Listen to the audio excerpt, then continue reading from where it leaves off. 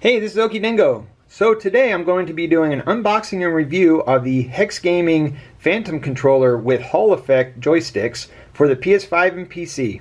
Alright, let's get into the unboxing. So I do want to mention before the unboxing that this controller was provided to me by HexGaming. However, they have not paid me for this review, and they do not get to see this review before it's published, so anything that's said in this review are my thoughts and my thoughts alone. Alright, let's go to the unboxing. Alright, so on the front of the box you have the HexGaming logo here, and it says HexGaming, and then Customize Your Victory, which is their slogan. On the side here it says Designed for Esports Tactical Gaming Controller. And then on the back it says HexGaming. HexGaming is committed to providing high-quality, customizable controllers with advanced features that allow gamers to achieve victory in their own way. Whether you're a casual gamer or a professional esports player, HexGaming promises you the ultimate controller and unrivaled gaming experience. Over here you have HexGaming's social media handle, which is @HexController, and they're on Twitter, Facebook, Instagram, and YouTube. And then this is just some of the regulatory information. On this side there's a barcode, and then just their all rights reserved for the logos and whatnot. So let's get the box open.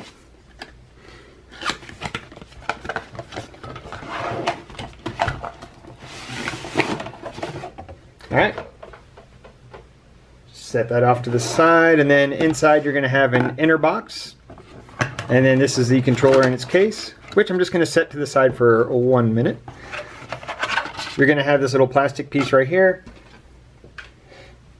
Then inside the box you're going to have some documentation and quick start guides. So the first guide that you have is the quick start guide, which is going to show you all the how to do the customization of the buttons, what all the lights mean, which we'll go through when we actually dive into the controller itself, and how to set it up. Then these are all the buttons that can be assigned. So your trigger buttons, all your face buttons except for the share options and the PlayStation button, which is now the HexGaming button, and the mute button, obviously. Then, yep, this is going to say how to go into the setting mode. And then on the other side, it talks about the sticks that are included in kit and how to change them out. So there will be 2 concave regular, 2 concave wide and long, 2 domed long, 1 domed regular, and 1 concave widened regular. Then this explains how the trigger stop mechanism works, which is one of my favorite parts of the controller. And then these are the sticks and the stick case, and it just says the same thing as before on how many are included. Next is about the Hall effect. So with these joysticks, you can go through and you can recalibrate the Hall effect sensors. So if something's going on with the joysticks and it's not quite right, you can go through the calibration and you can fix it. And this is just talking about where you want to be for your dead zones. And then just more about the calibration.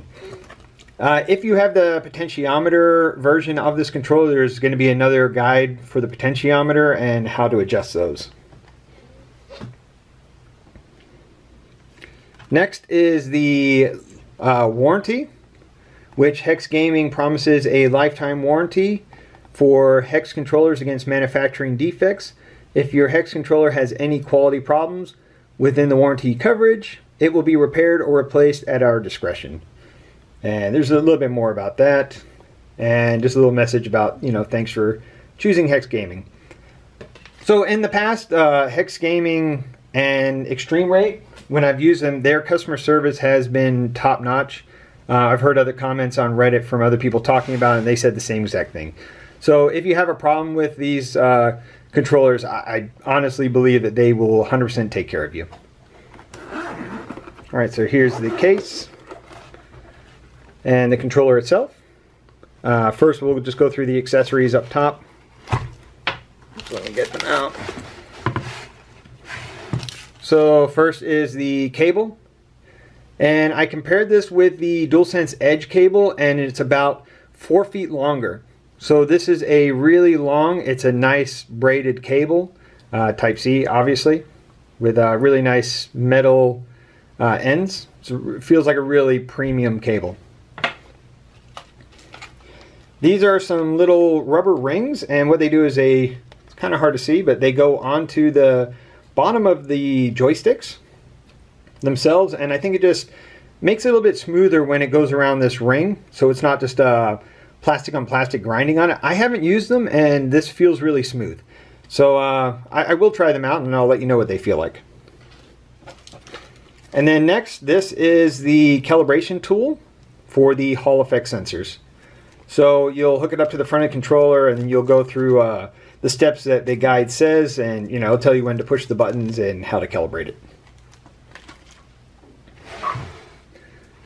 Alright, next is the sticks. So they come in a nice little package. You have your tall ones and your smaller ones. So these are all the ones. And here is the controller itself. So as you can see, it is the same exact shape as a DualSense, and it uses all the electronics from a genuine DualSense. So this isn't like the boards inside aren't all aftermarket, they're actually Sony product. So all the active triggers and everything are all genuine products. So this little sticker right here, it's hard to see because of the black background, but it just says that this is the Hall Effect Sensor Edition. All right, so you have your touchpad right here. It says Phantom HexGaming, customize your victory, which like I said is their slogan. As you can see, the D-pad feels fine, feels like a normal one. These feel exactly the same as the regular buttons. The face buttons here, as you can see, there is no logos on them because that is a copyright thing to have the square, triangle, circle, and cross. So that's why all the aftermarket ones, they can't put that on there. All right, they feel super smooth. If you look at the back, there's this really nice grip. It feels super, super good, and it is one piece, so it's not like on the DualSense Edge where if you've had one of those controllers, that rubber part comes off, and it comes off fairly quick. It just starts debonding from the controller. It's pretty annoying for the price of the controller, but this doesn't, because this is just built into the plastic, and it feels great in the hand. Here is your 4 programmable buttons, and as you can hear, they're pretty clicky. They take just a little bit of pressure to push in. They're not too soft, but they're also not hard for your fingers to push in, so I think they feel great. This is going to be your button for programming the back buttons, which we'll go into later. And then these are the trigger stops, which, like I mentioned, is probably my favorite part. So these triggers are the regular active triggers, I believe they're called, the ones that they'll vibrate and they'll get hard when you squeeze like a gun in a shooting game, as long as the games have it in there. But the great part is most trigger stops just shorten the length of the trigger, and in some games it'll make it to where it doesn't activate. On these ones, when you plop these over, now the button turns into like an actual button instead of an analog trigger. So if you listen, you just push it a little bit and it just clicks. So now it's like a mouse button click versus just shortening it, shortening it halfway, where in some games it wouldn't work.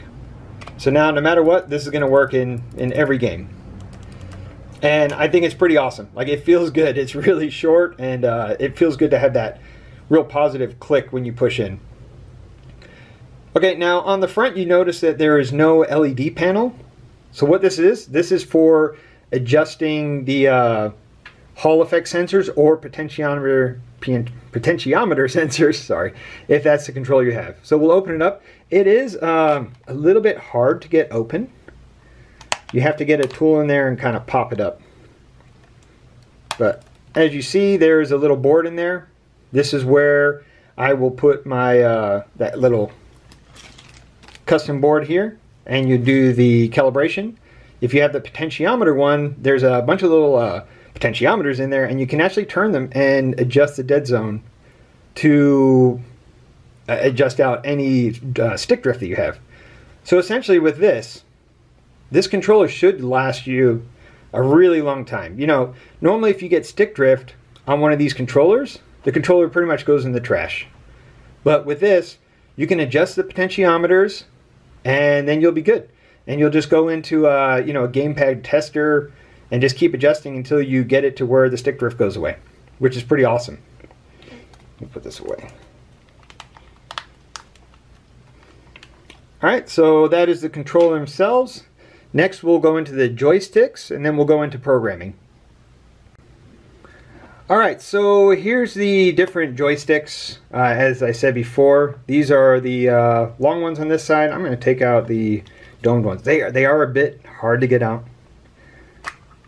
Alright, so there's one of the concave. Let's take out one of the domed ones. I'm going to stick it on the right stick. Just push it in. And we'll get the domed short one for the left side. And let me just put this off to the side. And that is it. They go on really easy. As you can see how high the high one is, how low the low one is.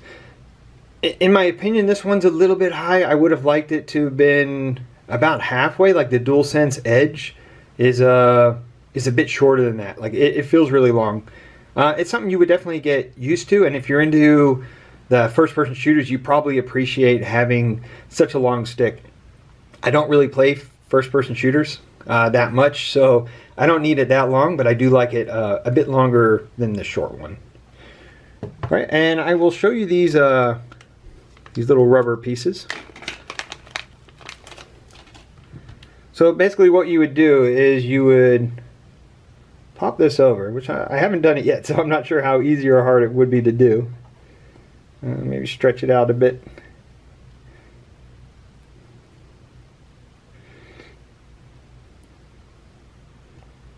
Okay, so something like that. Sorry about that. They're not that easy to get on, probably after you kind of stretched them out, but you would sit it like that, put it in, as you can see, and then it just makes it not as, you know, clanky. So a little bit quieter when it hits against the edge. I probably personally wouldn't use them, but some people like those, or they like the you know, like the foam rings that you can put on the controllers. So if you do like that, the option is there for you. I always like to have the option, you know, versus not have the option and want it. So yeah, it's going to cut down the noise a little bit, but it feels ultimately very smooth how it is. So yeah, let me show you some of the other joysticks that it does come with.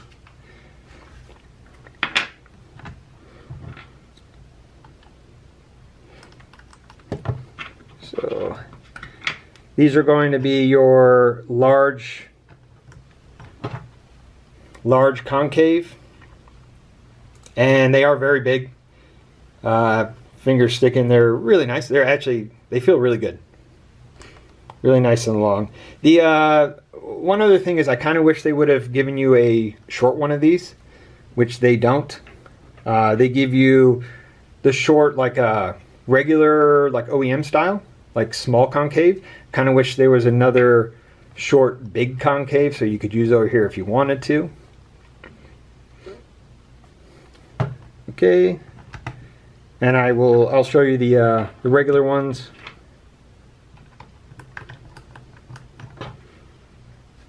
There's the regular, you know, Dualsense style, which are slightly concaved, and they have the knurling on the edge, and they feel absolutely great. They feel good. Yeah, it feels really good in the hand.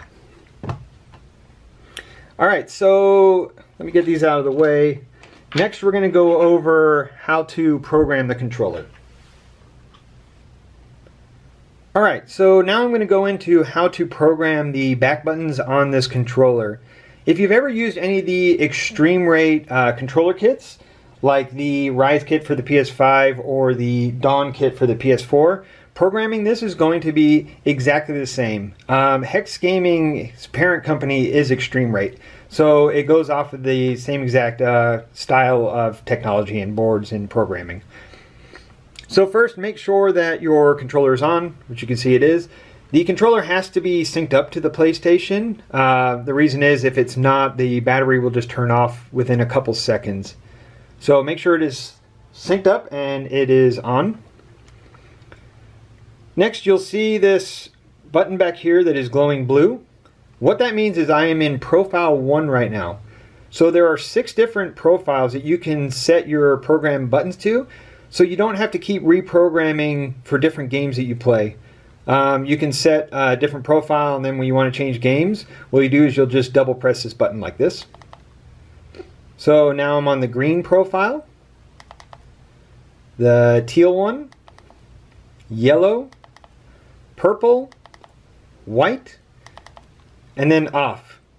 It's pretty nice that you can turn it off. Let's say you're playing a platformer or something, or some kind of a game where you just really don't want to accidentally push these back buttons and you don't want to use them either.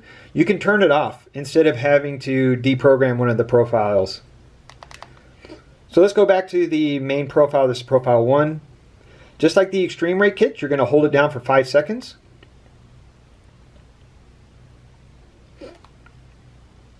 Alright, so once it's flashing, that means you're in programming mode. What you do is you will hold down the button that you want to program. So let's say I want to do this one. I'm going to hold it down. And then whatever face button you want to program to that. So let's say I want to program square. I'm going to hold this button and then hold square. And see that this flashed red really fast. If you want to unprogram something, what you do is you'll hold down that button and hold down the exact same one, and you'll get a slow flash. So that slow flash means now nothing is programmed to this button. So I can do the triggers. I can hold this down, then I can do the trigger. I got the fast flash, and then got the slow flash. So I unprogrammed it essentially. When you're done, you will hold down this button for 5 seconds. And now the Profile 1, the blue one, now that is programmed and it's ready to use. If you don't take it out of that programming mode, it shouldn't work. So none of the buttons are going to work until you're out of the programming mode and the light is solid. So what you do is you would go through and you would program everything to different profiles that you wanted to program. You go to this green one and I can hold down whatever button. Go through and then I'll hold it down for 5 seconds. And now this profile is set as well. So then when you're all done, then make sure this is solid, and then you can use the controller and you can use your back buttons, and whatever you're pushing on here should translate onto the screen. Alright, so next I want to go over the Hall Effect sensors and how to program them. Alright, so now we're on the Gamepad Tester website, which I'll have the link in the description. It is hexco.gg/test. And on this site, we're going to be able to see if the sticks are centered, and we're also going to be able to see the circularity error percentage. So if you're not having any problems with the controller, like, there's really no reason to go into this. So first what you want to do is connect your controller. So right here, you're going to connect it to your PC. Just give it a couple seconds. And as you can see on the screen, it detected it as a Dualsense wireless controller because it uses the OEM Sony equipment inside. We're going to scroll down a bit, and we're going to see the controller. What you want to do is just kind of flick the sticks a little bit just to kind of make sure you're getting them all the way centered. And the numbers that you're looking for are that 0.00392, and when they're on the border, kind of like this one right here, it's just kind of flickering back and forth. That's fine, because you can do the adjustment, but it's still gonna maybe flicker or just be borderline on there. But as you can see here, it's centered. Like it's 100% centered, so that's fine. If those numbers weren't right, that's when you would go to the calibration, which we're going to talk about into the next step. The next test is the circularity test, which tells you to get the joysticks and spin them slowly in a circle, and you'll see the error rate. We're going to spin this one, and we got 6.8. So anything really under like 10%, I think they say is absolutely fine. There's no reason why you would recalibrate the controller where it's sitting right now. So the numbers that you see up here, the 0.00392, those are absolutely fine. The negative one, it's just right on the border of being the positive and negative, so that's actually perfect. This one right here is kind of flickering back and forth between. That one's fine. It's not a problem. So this controller is calibrated absolutely perfectly. I'll plug in my Dualsense Edge controller so you can just kind of see the difference with what that one has. So here's the Dualsense Edge. And this one is not adjustable, obviously. I'll go to the regular test first. So you're still looking for that 0.00392 number when you kind of flick it and get it centered. So if I look at this controller, my left stick right over here is not centered. It is just slightly to the right and up, just slightly. My left stick is also sitting not great. It's a little bit to the right and a little bit down. Now you're not going to notice, like that's such a minute amount that you're not going to notice it when you're playing a game. But it is not adjustable, so if this were to get worse, because these are potentiometers, the only thing I could do is buy the module and then swap it out. So now we're going to do the same error test. I got 8% average error on the left stick, 8.2%. And on the right stick, getting 7.6. So the calibration on the Phantom controller is just, you know, it's a little bit better than this one. This one is just slightly off.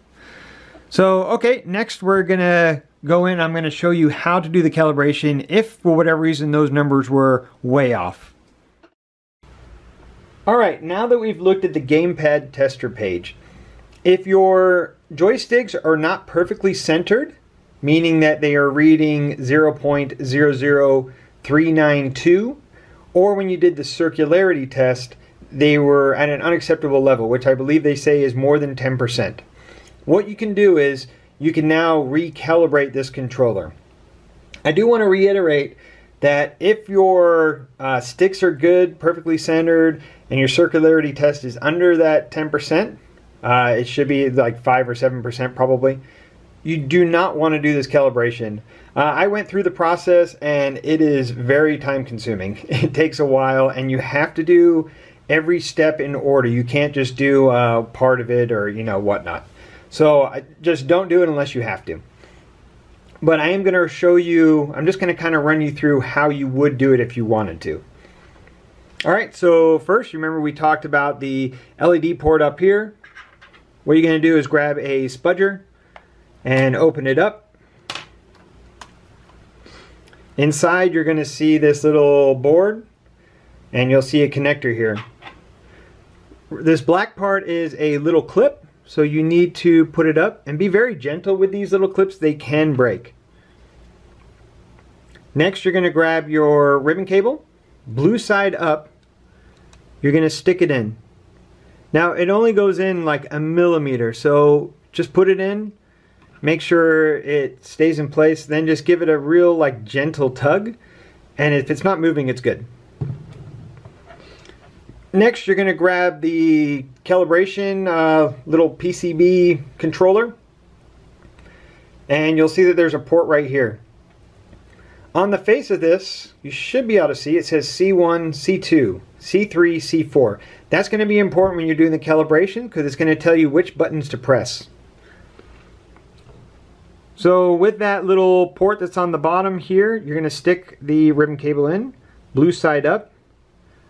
And this one, you just got to push it in, same thing, give it a little tug. If it stays in there firm, then it's in.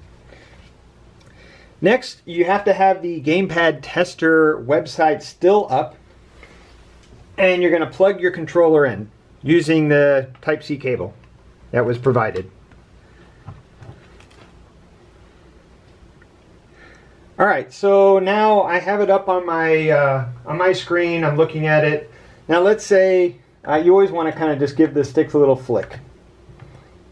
So let's say I'm looking at it and I say, okay, my axis 0 or axis 1 are off, which are your left stick, which is going to be your, X and Y.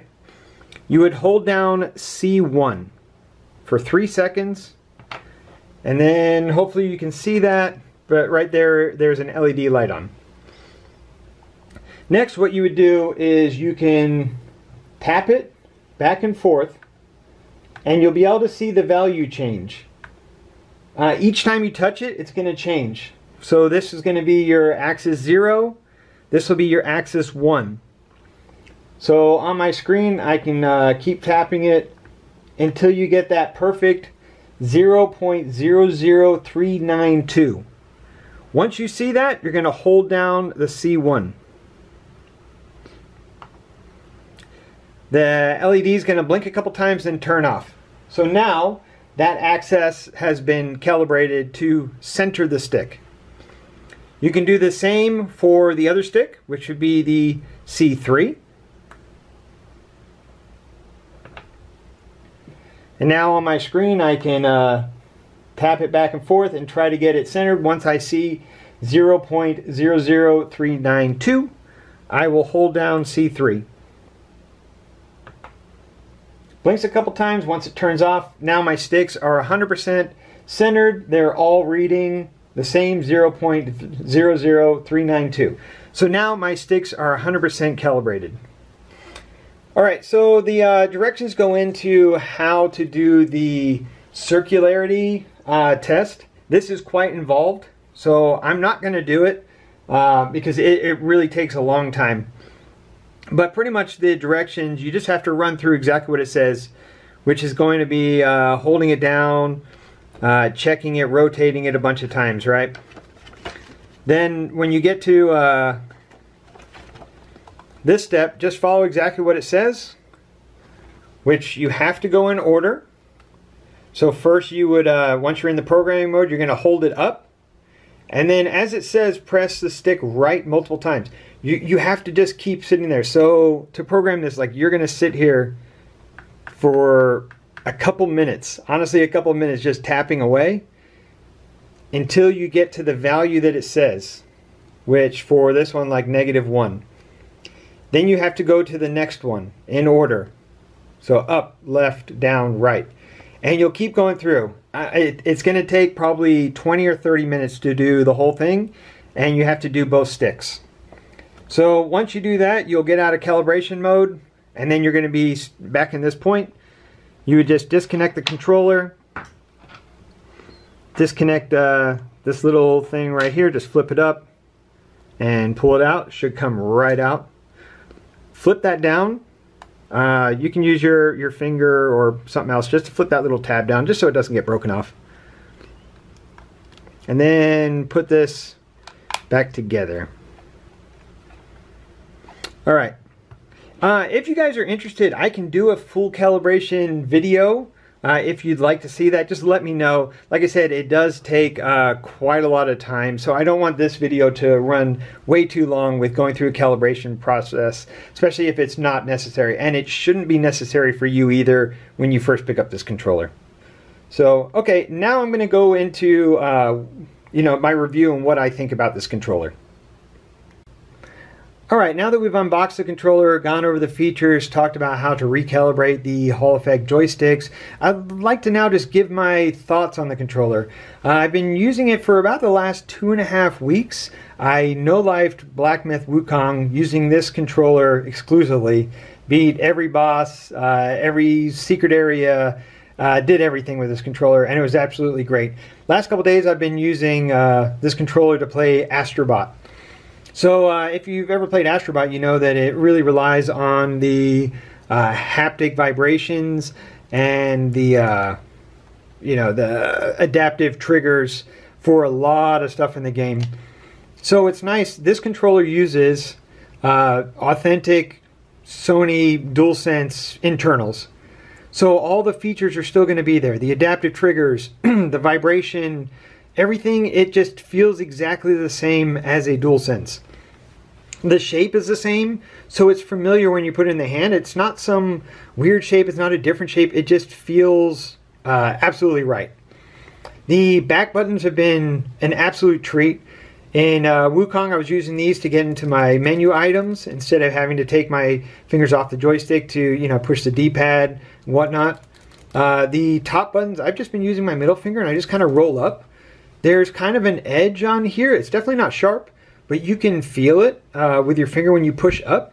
So it's easy to, you can distinct which button is which.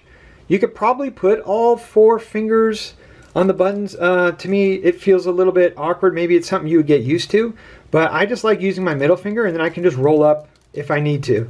So like I'm hitting the bottom ones, top ones. The buttons are great. They are not too hard to push in, but you can rest your fingers on them. Like I'm resting on them, kind of pushing a little bit, and I'm not pushing them in. Unlike on the DualSense Edge with those paddles, if your fingers were resting on them, you were going to be pushing them. Like 100%, accidentally doing pushes. It's great that you can have the 6 profiles. So going between Black Myth Wukong and then to Astrobot, I could change the profile. So I could have my profile set for Wukong, and then instead of having to clear out all the settings or whatnot, I could just double click that button on the back, the profile button. I could go to a different profile, and then when I want to go back to Wukong, I just push it again and go back to the same color, the blue one. The sticks have been great. I would have preferred the longer sticks just to be a bit shorter. So if you look on the DualSense Edge, the tall one is not that much taller than the short one. For this controller, the tall one, it's just, in my opinion, it's just a little bit too tall. I'll bring it out again so we can compare.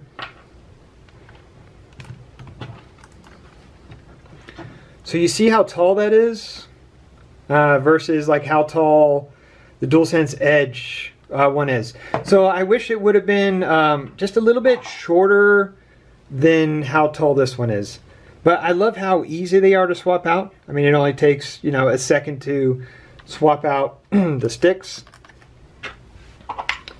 Yeah, so then the other feature that I absolutely love, and I mentioned this earlier, is the ability to go from the analog triggers, the normal pull where you can it's kind of getting different values every time it pushes down, push the switch over, and now you're in a digital, just an on-off switch. And it feels like a mouse click. So effectively in shooter games and whatnot, you're going to be more competitive because it's going to be just like a mouse click versus one where you have to, you have to push that whole way down, or a kind of traditional trigger stop that just kind of goes halfway. But in some games, it wasn't enough to actually pull the trigger in guns. Where this one's it's gonna push it every time. Yeah, the grip is absolutely amazing. I'm really glad that they just did this knurling in the plastic. And like I said before, didn't do the rubberized grip like the DualSense Edge. So if you look at my Edge, it's been peeling up everywhere. I've already had to apply glue on here because the whole thing was just flopping up. And it's not that grippy. Like, this is rubberized, but it's pretty slippery if anybody's ever held one. So you can see, like, it's coming up everywhere. Now there's these ugly bulges. Also, this rubber gets really dirty. And I purposely wash my hands every single time I use my my controllers because I don't want them to get dirty, especially a white controller. But it's just getting really dingy looking. It's kind of hard to see on the camera, but they are now kind of like a off-white, like they just look dirty. which on this controller you're not going to get that. So I have been using this on the PS5, I've used it on my PC and the Steamdeck, and because it's essentially a DualSense, you can also plug it into a mobile phone if that was, you know, something you want to do. And it's been great. It's worked 100%. I haven't had a single problem with it. Feels great. Yeah, so this edition here that I have, this is the Hall Effect edition that comes with the case, charging cable, sticks, and the calibration tool. This one is going for $279 and it's on pre-order right now. If you don't want the Hall Effect, if you're okay with the normal potentiometer ones, it's going for $259. If you don't need the carrying case and the cable, you can get it for $229. And right now I'm going to display the different colors that you can get. So it comes in a white, black, a blue, this gray that I have right here, a clear, yeah, and a clear. So I like this color right here. I have my PlayStation 5 is also in that same kind of PS1 gray color, so it matches that, and I really like it. So some of the things that I kind of don't like about the controller, like I said, I don't like this stick. I think it's just a little bit too high, the high ones. I probably could have done maybe without the slogan. I think that branding, like, that's all right. It's unfortunate that the face buttons, they can't have the Sony logos on it, but I understand that, you know, that's just a copywriting thing. So they can't do the square, triangle, circle, and cross. I totally get that. But besides that, it's been great. The charging cable is awesome. It's really long, which is great. I've also used it wireless, and it works great on everything. So if you're interested in picking up this controller, I'm going to have links in the description to HexGaming's website where you can pre-order this controller. If you have any other questions, please don't hesitate to ask me down in the comments section. I always answer every question that comes up. So yeah, I appreciate you watching this video, and yeah, see you in the next one.